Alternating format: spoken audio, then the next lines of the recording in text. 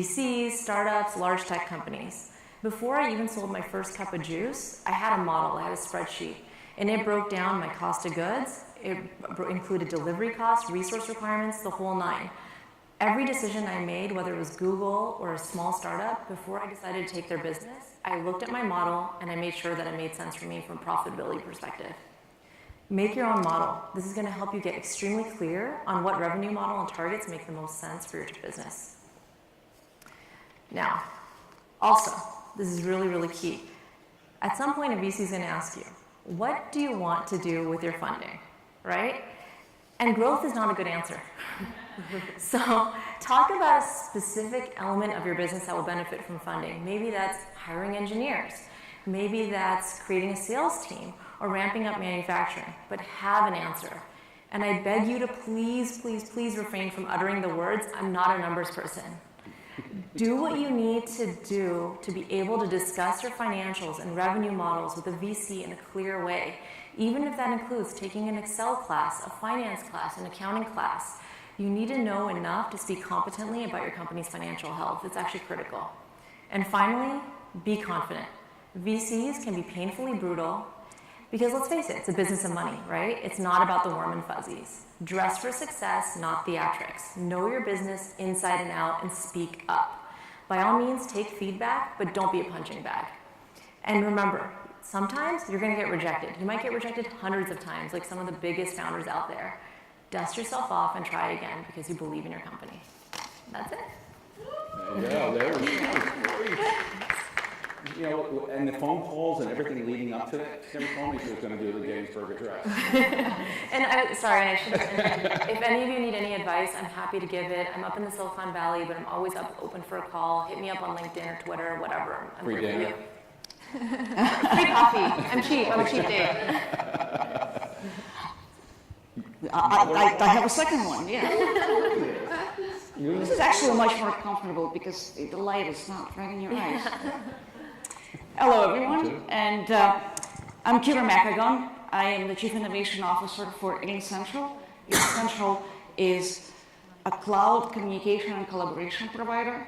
We're the largest and fastest growing pure cloud communication provider. We service over 400 businesses worldwide, a run rate of 600 million, publicly traded. And what cloud communication and collaboration means, that means that we are the one-stop shop for all your communication needs, be that a phone system, a video and a web conference system, team messaging, SMS for business, business fax, file sharing, everything that you need to do to run your business. I also happen to be, as a Chief Innovation Officer for a company that's rapidly growing, the only woman in the room, in my boardroom. And I'm used to this. All my career, when it dates me to where I started, I'm used to being the only woman in the room. And how odd it is that not only the only woman in the room, I'm also the technologist in the room, in our exec staff. So throughout my career, I've learned how to adjust. And just today, I was on my way here, and I was rushing. I was getting my coffee. I pulled out my credit card out of my purse. I paid with the credit card. I put my phone down. I walked away, put the credit card back in, and left my phone on the counter. Had I been a man, I would have had a jacket. I would have stuck the phone in the pocket of my jacket. So as women, we always adjust, and we are actually very good at it. So being the only woman in the room should never be a hindrance. Diversity brings a new perspective. Being different is advantageous. Use it. Use it to your advantage. Be comfortable being different. Be yourself in the boardroom, in an interview, when starting a company, pitching to investors. And from personal perspective, I can tell you that it could be a tremendous asset if you use it the right way. HBR did a study in 2011, and the study was on 16 characteristics that make up a leader. And what they found out is that in 12 out of those 16 characteristics, women outrank men. And these include initiative, taking initiative, driving for results, building teams, developing your teams, and important aspects of bringing honesty and ethics into your culture. So be yourself. And in being yourself, you have to be authentic. You have to be authentic in your office, in your professional self. Don't bring everything that you do outside the office into the office, but bring yourself, bring your best characteristics, your true values, and play up to them, play up to your strengths. If you're direct, be direct. Don't shy away from it. And when you're at ease with yourself, it's because when you're authentic, it's much easier to be at ease with yourself. It's much easier to come across as being credible. And being credible, being authentic, you are exuding with that your brand. And your brand is best created through your true self. Your brand is important when you're raising money. And I think our investor panelists can probably attest to that. Investors invest in you. They look for how you speak, whether you speak with conviction. They look at you as a leader. And that defines how they think of you. And they first of all invest in you, then in your team, and then in your idea.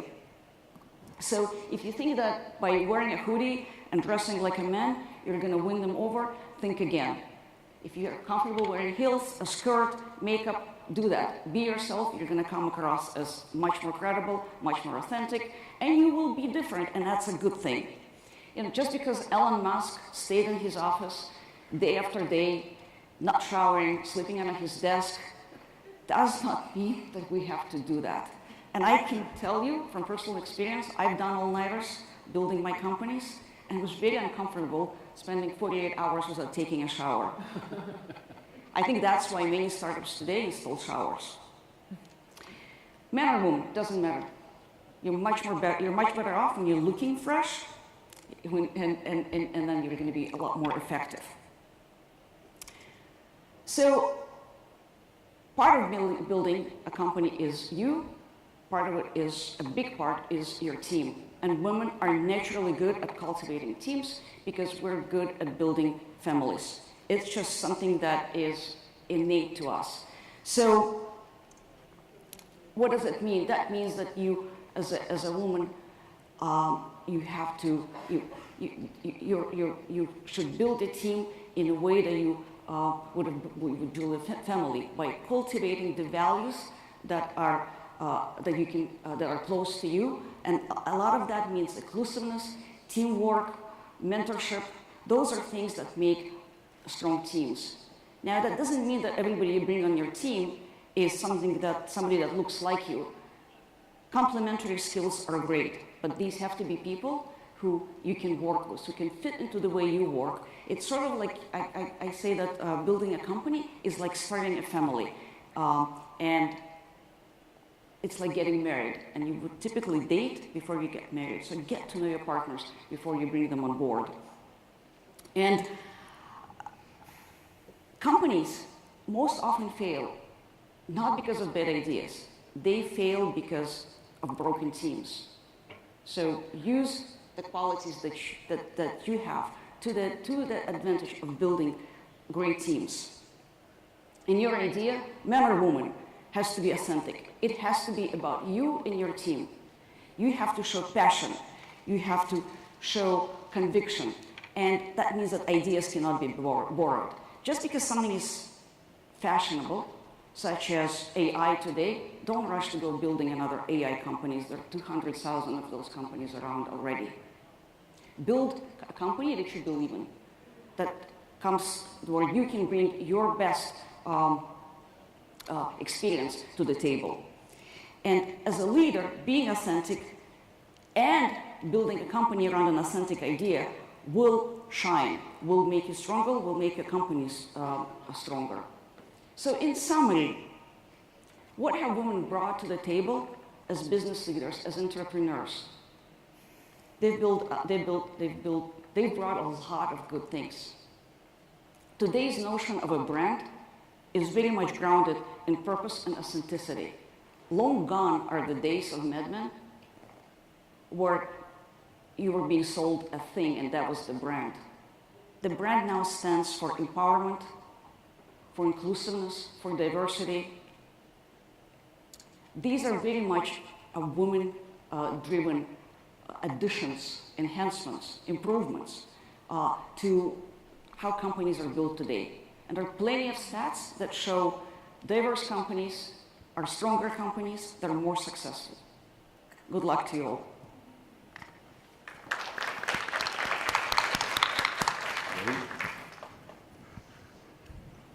I'll take the podium too, why not?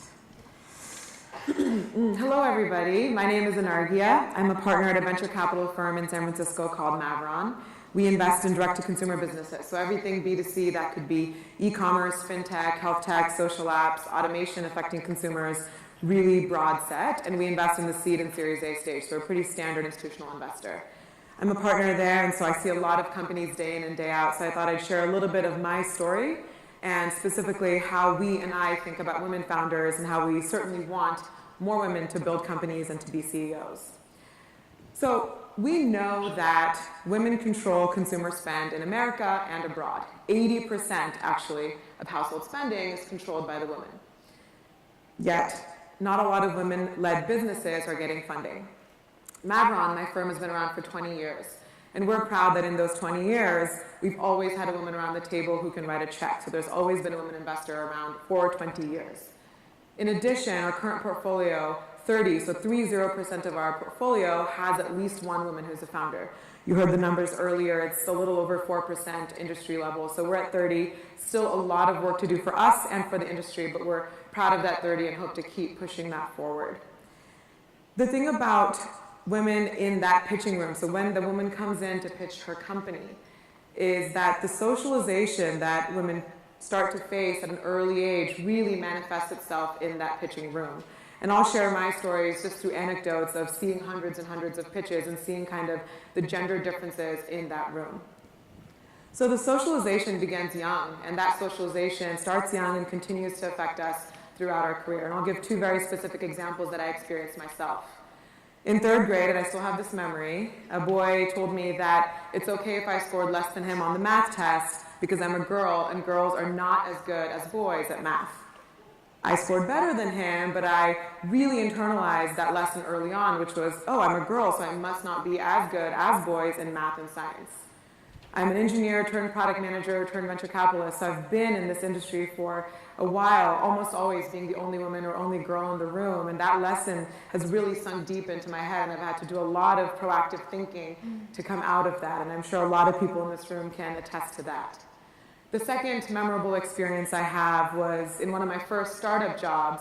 I had an engineering manager tell me in my performance review that my number one best characteristic was my smile, and it motivated people to come to work every day. Harvard research shows that when women and men get performance reviews, guys get more positive attributes, women get more negative attributes, and if women are given positive references, it's around more stereotypically gender-normative feminine things, like smiling and being nice. These two things stuck with me, and now as a VC, when I'm in that room and see a woman pitching, I see and I assert that these socializations are largely magnified when she's in there pitching her company. A couple things that I really see in that room, a couple differences. So as you heard earlier from Tasmin, there's a number of things that you need to do when you're in that pitching room. You need to talk about your business. And I argue that men and women come in and have pretty much the same grasp of their business. They both get it, and they do a fantastic job knowing the ins and outs of their business. In fact, the woman may be even better at understanding her business and may have over-prepared. Where I see the difference, though, is selling and in understanding the nature of venture capital. The nature of venture capital is, unfortunately, it's a quite opaque industry. There's not a lot of information out there about what a VC is, how a VC works, where they make money, why they make money, what their numbers should look like. And the reality, the sad reality, is that there's only about 8 or 9% of us women in venture capital. And if we use the fact that our networks largely look like us, it means that a lot of women founders don't have venture capital networks to practice and to learn about venture capital prior to going into that room and pitching. In fact, for a lot of my women founders, I'm the only venture capitalist they know, and I try to offer as much of my time and resources to support them in getting ready for that.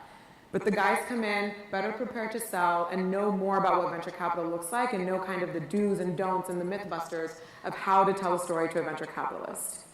And so while the woman may know her business, oftentimes she's underselling, she's kind of sharing the credit with the rest of the team rather than saying, I did this, and this is where my strengths are. And oftentimes, while the picture for the business may be realistic, the guys are pitching it way above and beyond what it could ever be, while the women are kind of saying, here's what it is, and here's the realistic path for which this business could take. So my tip is to really expand the network, try to get to know those venture capitalists, really understand what it takes to pitch a VC, even if it's talking to other women founders who have raised from venture capitalists. Reach out to folks like us to get those tips and to ensure that when you go into that room, you not only know your business, you know how to pitch a VC. The other thing I'll talk about is a lot of women and minority founders are building businesses, not always, but building businesses that are going after women consumers or minority consumers. And again, the sad reality is a lot of VCs are white men, and if your product or business or service doesn't resonate with them, you may not get that investment. For example, I'm probably only going to write 2 or 3 checks a year, and I really want that business to resonate with me, and if the founder is building something that I may not understand, I may not write that check. And so how I tell women to prepare for this is do a lot of research and show the data. Like Tasmin said, show that the RAND study says that this is a huge market, here's where the money is, show anecdotes, show videos, show surveys, really drive home that this is a big opportunity because it may not immediately click for that venture capitalist. And furthermore, I give you full permission to say, if the VC says, well, my wife wouldn't use it, my daughter wouldn't use it, insert random woman I know wouldn't use it, you can for sure push back and say respectfully, your one woman is not the target audience, but look at all this data that shows how many, many other people would use it.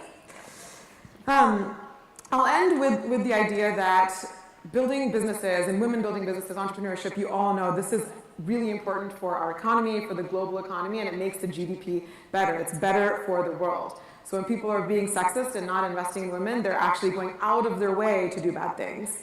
It's obvious. We should invest in women, and we all need to be a part of that journey. One thing that I think can really help is seeing more women leaders who are great examples of this. We're already starting to see unicorn businesses that are built by women leaders like Stitch Fix. We're seeing up-and-coming companies that are growing at a really fast rate like Branch and Glossier. And we see newcomers that are starting to take off like Dia & Co. and Modern Fertility. And if we all band together and support these businesses to go and to be iconic brands and iconic enterprise businesses, we can all work together to really illuminate the path for women to be CEOs. Thanks.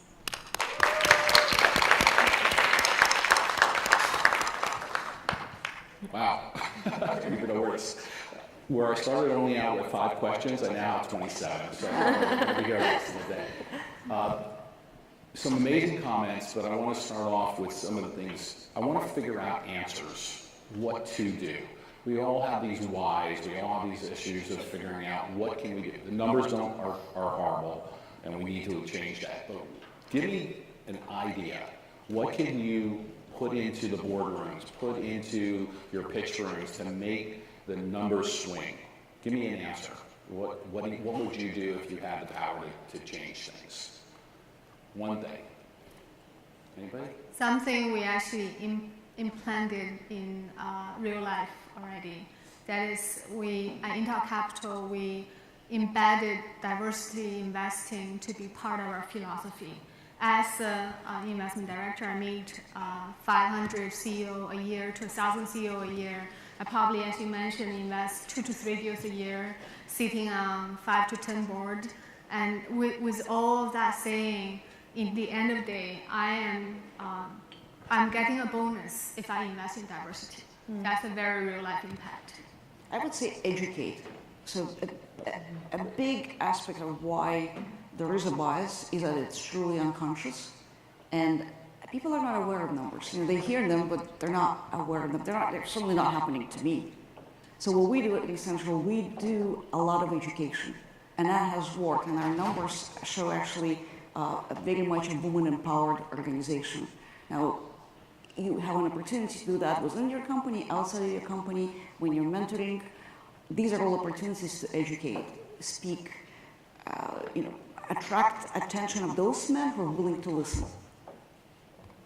Yeah, so, I work for the Women4Tech Fund, but we're also part of an R&D tech center.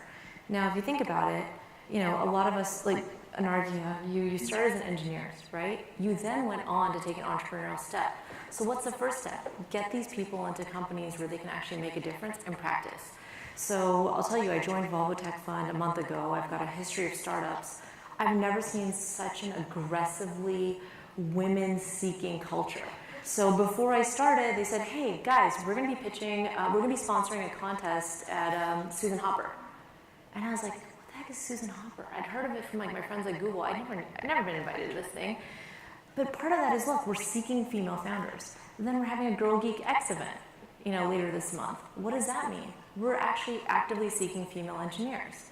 Those people are the future of entrepreneurs, right? Like, we've got PhDs who are writing patents like no tomorrow. Of course, and their next thing, they might think about, what am I going to do on my own, right? So it's kind of cultivating this culture of innovation, creativity, and making sure that females feel very included from the very beginning.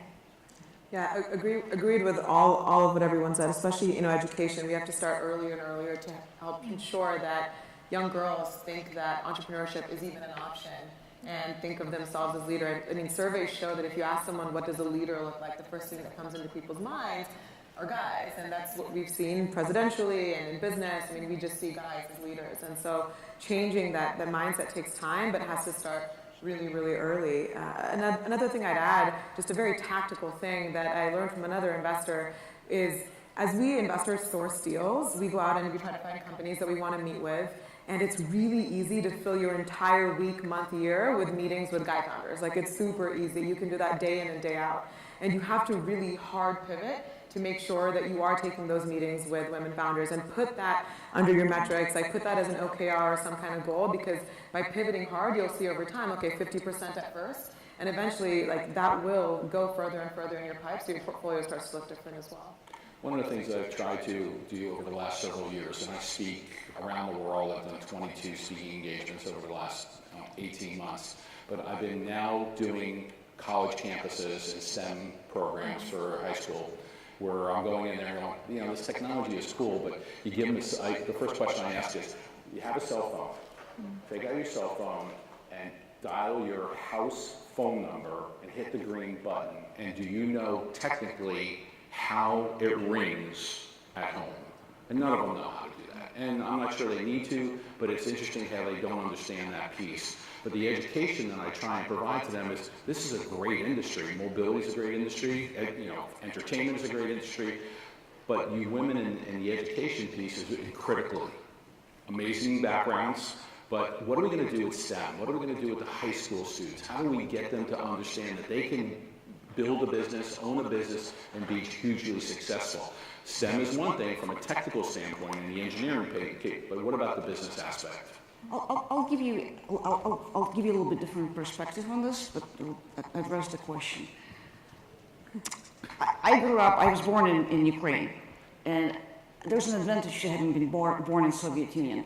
I grew up in a completely gender-neutral environment. That was Soviet Union, and it's probably true of China, India, less so the United States. And I believe that in me personally exploring and pursuing a career in math and computer science, a lot had to do not so much with my high school, because I went to high school in America, but with how I grew up. And it had to do with my family, with how my parents brought me up. My father had me play with, not computers at the time, but basically building blocks. He had me solving math problems. They didn't dress me in pink. They had me ride a bicycle. I think these are the things that made me feel very, very comfortable in a men-dominated environment. So when I entered Berkeley and it was almost all guys, I was absolutely comfortable with it. So that's my answer. Totally. Yeah, start them young. With my daughters, I love pink, so I dress them shamelessly in pink. I really don't mind, but you know what? I give them engineering blocks. I give them an engineering toolkit. There's a block kit that comes. It's for 3+ year olds. You build planes, you build cars. My parents play with that with my daughter. I play with that with my daughter. My husband does the same. And we don't give her any preconceived notions around dolls and what you should and shouldn't do. I'm like, go out and get them, right? Like, you should know math, you should know science. There's no, you're not good with numbers, right? This concept, it's so foreign to me. I'm Indian, right? Like, they tell you from the time you're born, you are good at numbers. Are you kidding me? I remember my dad went like this once, smacked me upside the head. I got like a B+ on my math test. He's like, what's wrong with you? So easy. So, you know, it's what you train yourself, right? There's study after study after study saying a teacher who goes into a class and says, oh, you know, you're good at this, they do better. You go into another class, say you're not good at this, they do poorly. So we need to talk to each other in a way where we really sort of set the bar a little bit higher than what it has been. You brought a great point, was the cultural scenario. I see a lot of that. If you look at the women in the STEM programs, and it is a majority of internationally background people. What do we have to do to change that, or is it going to continue to be that way? Is the education of our parents and the influence better from that standpoint? I mean, we have an inherently sexist culture, I'm sorry to say. I'm a Muslim, and people always come to me and say, well, you know, don't you feel restricted? I go, what are you talking about? Yeah. It's in our culture to succeed, right? All my friends who wear headscarves are doctors, right? So clearly it's not that sexist. But the funny thing is I come here, and I'm born and raised here, I went to school in Canada. People tell me all kinds of stuff about what women can and can't do, and it's actually shocking. And so I think we really need to re-examine our culture, and we need to push back. Anytime someone tells me I can't do something, I tell them on what basis, right? And I feel completely equal to a man. So I'm not intimidated by going into a boardroom with all males. It shouldn't be a problem. And I think we have to train ourselves to be that way and take on that challenge. To go down to that point, right, I think a lot of it is mentality. A lot of it is how, for girls in high school, how do we expose them to a wide range of challenges to build a range of skills? For instance, encourage them to be willing to fail. Join a failed startup, learn what that is like. Go launch a product with zero budget, or figure out if there's really a product market fit to the solution, or help a startup to exit. It's really from pushing the girls to try to do a different wide range of things. Then they build that confidence in themselves that I can fail, but I can keep going. Yeah. That attitude you build at a young age. Yeah. One of the things you asked before about is in the pitch room. Do you actually stop any women in the pitch room and say, you need to do this or you need to say this? I mean, so how does that interaction work? All the time. The interaction works in which I'll just say, like, I want to be helpful and I'm going to give you some unsolicited advice, but I think that this will be better for the next set of pitches that you're coming for. And it's very telling if a founder is open to feedback or not. But I recently had an example where the founders were pitching me and they had a slide in their deck about they could potentially exit in the next few years for $50 or $60 million. And that showed a gross misunderstanding of what an institutional venture capitalist needs to and wants to see in the kinds of businesses they invest in. And I understand for them as early stage founders, exiting for $50 million when you own 80% of the business is amazing. And I would take that all day as an individual. Exactly. So, and I told them that, I said respectfully, like, if you don't want to raise venture capital, do this all day. You will be millionaires and you can do whatever you want after that. But for the next set of institutional investors you're pitching, and they had told me they were saying, these folks and these folks, I said, this slide is a huge yellow flag or even red flag because they worry that you're not going to go for the big stars, which is that IPO, that hundreds of millions of dollars of valuation. And I think it's doing them a disservice if I'm not going to call that out and just going to silently pass and don't give them the feedback. So where do we go for advice? I've always gone to mentors as I was going through my career, and many of them were women mentors, and I don't know if this was a self-selection or this was because it was a natural affinity, but I've had mentors. I mentor, I encourage my colleagues to mentor. I think it's really, really important. I learned recently the distinction between an advisor, a mentor, and a sponsor. I never knew what that meant, right? I never had a mentor growing up, honestly. Came from a blue-collar family, no idea how to get around in the world. By chance, I ended up at University of Toronto, right? Parents had no clue. So recently, I went to an event, and there was a woman speaking, and she said, look, you need to know the distinction. Your advisor is someone who just gives you advice. They're not vested. A mentor is vested in your success. They care. A sponsor is going to go out on a limb and make sure you get whatever you need. That following week after that presentation, I had a sponsor. I didn't realize the sponsor was a partner of mine. She got me an in at Google. I've been trying to get into Google for like 15 years. And finally she said, I've got the role. I'm introducing you to the head of this department, and boom, it's yours, right? And I was like, that's a freaking sponsor. That's amazing. I never had this. Men have this, right? Men have this. They know people. They make a point. So for me, I've started to create a network of mentors and sponsors. And I reach out to people shamelessly. I have literally no shame. What's the worst someone's going to say to you? No? Who cares, right? Yeah. So I say to them, hey, this is what I'm looking for. I need your help. And I'm happy to help you with whatever I can do as well, you know? And so you kind of create this system, but part of it is just be shameless, right? And get the advice you need from the people you need it from. Can I piggyback off that? Again, I really believe in the socialization thing, and it's a broad generalization, but I think many women are socialized to think that networking is really icky, it's transactional, and to not seek help. And the guys do this like relentlessly. They're networking and they're seeking help, and it's okay. And any founder that comes to me for advice, or any college girl that's coming to me, I really say, it's okay, do it in your own authentic way, whether that's relationship forming or going to dinner or whatever it is, but seeking that help is super important. You never know when that one connection will lead to a number of open doors. There's a lot of times where I try and get the women in our offices to get out and do that, and sometimes I feel like I'm dragging them and they really don't want to be there, but once they get there, they understand what it's all about to be able to do that. Last word, we're getting thrown off the stage, even though we can be here all day. I do find backward thinking to be very helpful, and my personal experience, right? I have a gap in certain knowledge area where I surrounded myself with people who are smarter than I am, better than I am, have more experience, and then just from interaction with those people, I see different perspective and insight that I don't have myself. Just that accelerated learning from circling myself with those people who are more knowledgeable, who have done it before, can accelerate the process so much. Excellent. Great. It's been an honor being here. Thank you very much. Thank you. All right, I think we're exiting this way. Thanks. Thank you.